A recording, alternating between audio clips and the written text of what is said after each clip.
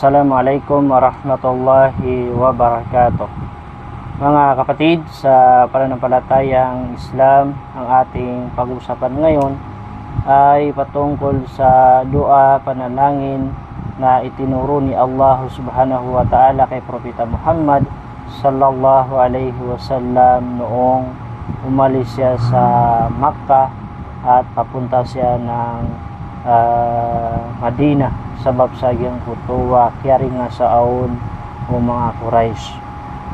Nabanggit sa Quran, A'udhu billahi minasyaitanir rajim, wa qul rabbi adkhilni mudkhala sidqin wa akhrijni mukhraja sidqin waj'alni min ladunka sultanan nasira.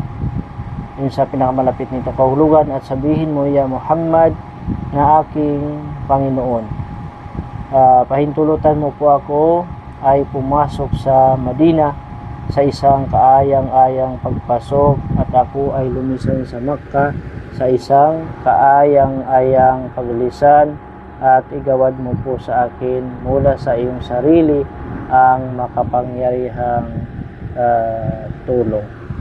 Mga kapatid sa Islam, dahil sa tulong ni Allah subhanahu wa ta'ala, gabay ni Allah subhanahu wa ta'ala, ay si Propeta Muhammad sallallahu alaihi wasallam ay siya po ay nakarating ng Madina na walang masamang nangyari sa kanya.